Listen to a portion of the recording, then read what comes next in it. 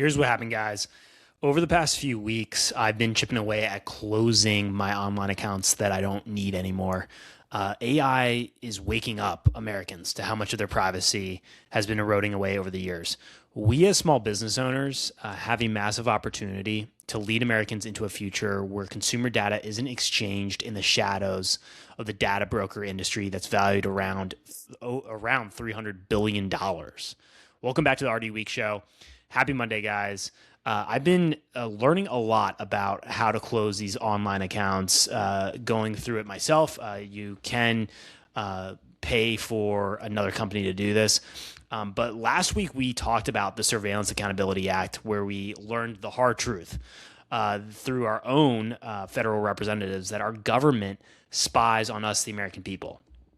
In the over 1,000 industries in our country, there are the slimy few that are able to thrive when the American people, are unaware of what is happening. The data broker industry is one of them. These past few weeks, I learned how complex, inefficient, and confusing it can be to close an online account. I've had different experiences with companies. If that would be, I needed to provide an ID before I could close the account. That was given to me from Delta, to then Flowdesk being able to contact through email support and getting that resolved pretty quickly. And then there are other companies like Amazon where you could just go click a button and then your account is canceled. And when I went through the process with some of these companies of having to go to the privacy policy, go find the email, and then send an email, there were certain companies where there was a lot of friction to close the account. And even the wording wasn't really clear if this was how I was supposed to close the account. For example, it wasn't just saying, "Hey, this is how you close the account," and I don't know it off the top of my head. I don't remember like the specific phrasing, but it was weird to experience that. And it got me thinking more and more about, now that AI is is out of the box. So like we're not putting AI back in the box here. As small business owners, we got to put boundaries on AI, because there's a lot of talk about how this could disrupt a lot of different industries, our daily life. But I'm someone who watched Star Wars. I really liked the movies, big fan, like R2-D2, like C-3PO, but I don't want a humanoid in my house. That's not a desire for me. It feels like kind of weird to have that in my house. And it's something where we got to continue to ask these questions of, what is the future going to be like for our country? And reminding ourselves as small business owners that we don't just have to adapt to the future, what people are telling us is going to happen, of, there'll be robots doing all sorts of different jobs in our daily life, or we'll never have to work again. Like those talking points, we don't have to just accept those talking points as small business owners. We can actually shape the future and decide, is that really the future I want? Just to sit on my couch and do absolutely nothing? No, with work, it creates purpose for us. And with that purpose, we connect, we find meaning in that purpose. And through the struggle and through the suffering, there's perseverance that comes through with that suffering, to the realization of we can endure. And there are some powerful lessons in life that we can't just avoid as a society.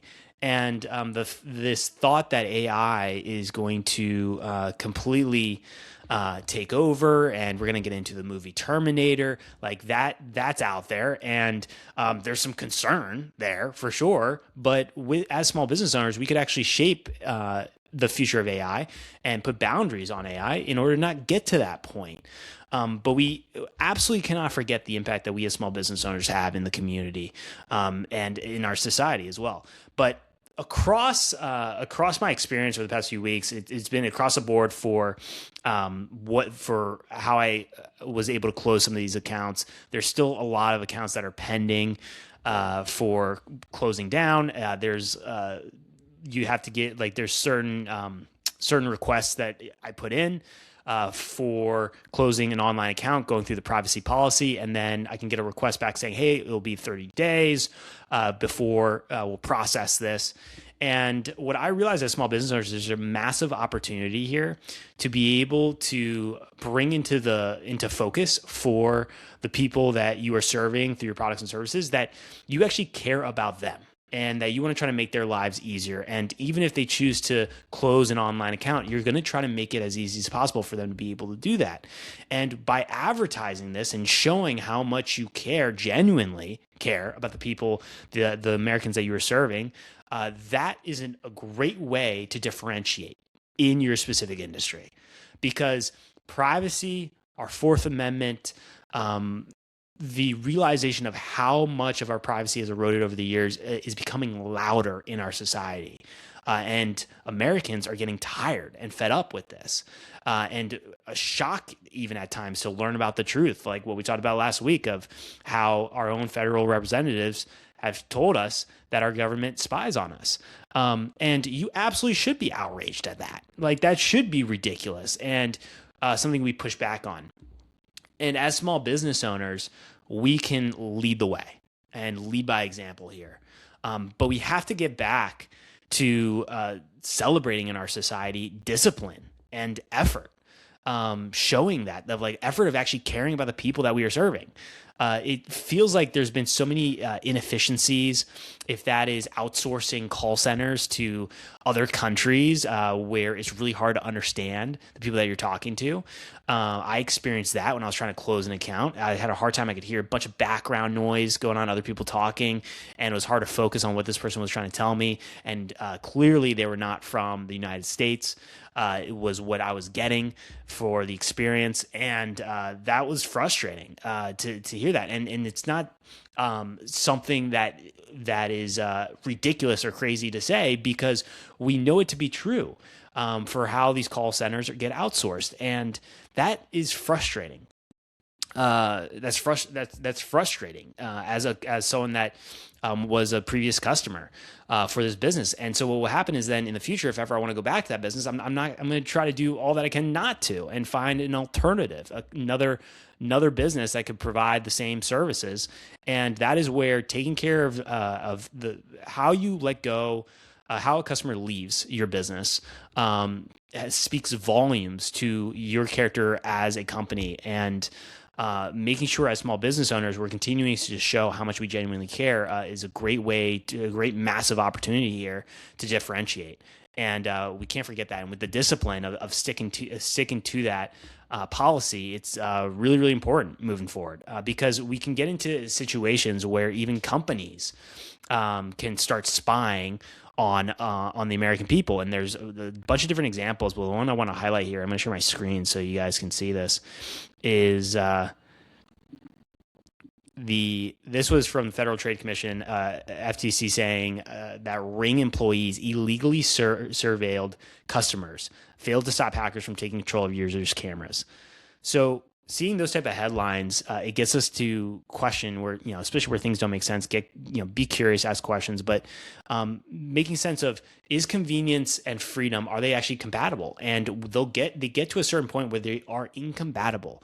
It's what do we give up for convenience when it comes to our privacy? And is that worth the trade? And the more and more I dive into it for myself, and we're going to keep exploring more about this later in this week, the more I come to the conclusion that it's not worth it. And actually, when I think of the quality of life of Americans, has it actually improved since 2010s? And for me, I've said it before here on the show. No, I don't believe that for looking at the overall quality of life of Americans. And that is something we have to change moving forward in the future. We have a lot of messes we got to clean up that have been pushed on to the next generation. We have had a lot of outsourcing for jobs to other third world countries because it's cheaper. And as small business owners, we have to lead by example of bringing back opportunities here for Americans and doing the best that we can. It doesn't mean that we aren't open to being the only country. It goes back to I'm America first, but not America only. Like we do have to rely on other countries for support as well. But we got a lot of problems in this country that we got to deal with. We got to take care of, and we need to make sure we're doing that. And we got to make that the priority. Absolutely. So more of this, I'm going to be talking more about this later on. But we've got to like these conversations that are coming up. It reminds me, I've had a lot of conversations with small business owners, across the country, and there is so much potential in our country. There absolutely is. There is an amazing opportunity here for a comeback for our country, and we've got to save our country. We've got to fight for what is beautiful, good, and true about this country, and preserve what is great. One of which are small business owners, small businesses. Where small business owners have to be reminded that small businesses are the heart of the economy, and we've got to save the heart of our economy. We do. There are over 36 million small businesses. 99% of all businesses are small businesses. And so we got to save small business owners here that are struggling and be able to work together and unite and move forward and to make sure that we can preserve the American dream for our kids and for our grandkids so that they can achieve the American dream too. So if you are a small business owner who wants to connect with other small business owners in person to shape the future of our country, you can join us for A Future Fest. This is where you can register at afuturefest.com. That is happening January 14th, 15th, 2027 in Charleston, South Carolina.